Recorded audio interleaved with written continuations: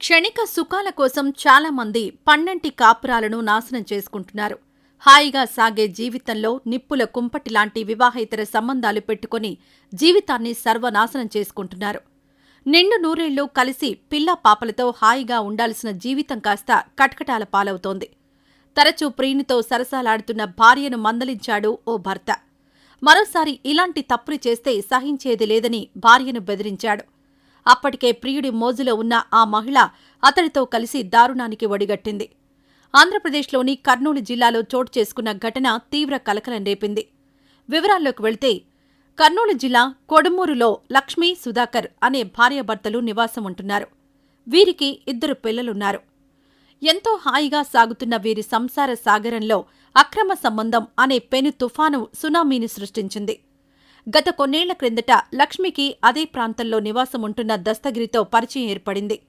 ఆ పరిచయం కాస్త వివాహేతర సంబంధానికి దారితీసింది.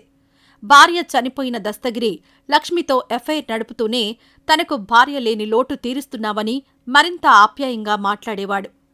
అయితే గుట్టుచప్పుడు కాకుండా సాగుతున్న వ్యవహారం కాస్త ఓ రోజు భర్త సుధాకర్ కంటపడింది. దీంతో లక్ష్మీ, సుధాకర్ మధ్య విభేదాలు తారాస్థాయికి చేరాయి. భర్త బ్రతికుంటే ప్రియుడితో కలిసే అవకాశం రాదని భావించి పక్కా ప్లాన్ రచించింది. మద్యం మత్తులో ఉన్న సుధాకర్ను పథకం ప్రకారం అత్యంత దారుణంగా హతమార్చి ఆపై ఊరి పొలిమేరలో ప్రియుడితో కలిసి మృతదేహాన్ని పూడ్చిపెట్టింది. కుమారుడు కనిపించకపోయేసరికి తండ్రి పోలీస్ స్టేషన్లో ఫిర్యాదు చేశాడు. కోడలు ఆమె ప్రియుడిపై అనుమానం వ్యక్తం చేశాడు. పోలీసులు ఇద్దరినీ అదుపులోకి తీసుకుని తమదైన శైలిలో విచారించడంతో చేసిన ఘోరాన్ని కళ్లకు కట్టినట్లు వివరించారు. తామిద్దరం ఏకాంతంగా ఉండగా భర్త సుధాకర్ వచ్చి దాడికి యత్నించడంతో అతన్ని చంపి మృతదేహాన్ని తుప్పల్లో పూడ్చిపెట్టినట్లు నిందితులు విచారణలో వెల్లడించారు. ఇటీవల పల్నాడు జిల్లా నరసరావుపేటలో ఇలాంటి ఘటనే జరిగింది. పెళ్లికి ముందు నుంచి బావతో వివాహేతర సంబంధం కొనసాగిస్తున్న మహిళ ప్రియుడి సహాయంతో భర్తను హత్య చేసి మృతదేహాన్ని ఊరి చివరన పడేసింది. ఆ తర్వాత భర్త ఆత్మహత్య చేసుకున్నట్లు అందర్నీ నమ్మించింది. అయితే మృతుడి కాలికి ఒకే చెప్పు ఉండడంతో అనుమానించిన పోలీసులు కూపీలాగగా మర్డర్ మిస్టరీ వెలుగులోకొచ్చింది. ఇక ఇదిలా ఉంటే, సోషల్ మీడియా ఈ రోజుల్లో సుదూర ప్రాంతాల్లో ఉన్నవారిని సైతం స్నేహం పేరుతో దగ్గర చేస్తోంది. కానీ అదే సోషల్ మీడియా కొందరి జీవితాలను నాశనం చేస్తోంది. మరికొందరితో నీచమైన పనులు చేయిస్తోంది. తాను పనిచేసే చోట యువతులపై కన్నేసిన ఓ ప్రబుద్ధుడు ఫేస్బుక్ చాటింగ్ పేరుతో వారిని బుట్టలో వేసుకునేందుకు ప్రయత్నించాడు. పైత్యం ముదరడంతో ఊచలు లెక్కిస్తున్నాడు.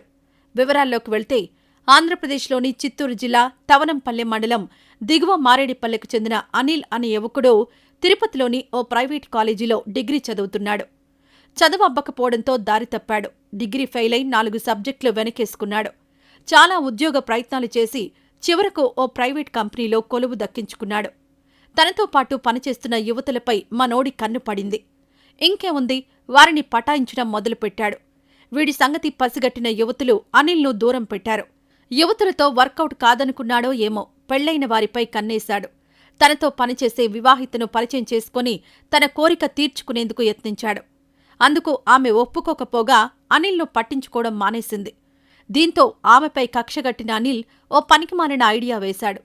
ఆమె పేరుతో ఓ ఫేస్బుక్ ఐడి క్రియేట్ చేసి ఆమెకే ఫ్రెండ్ రిక్వెస్ట్ పెట్టాడు.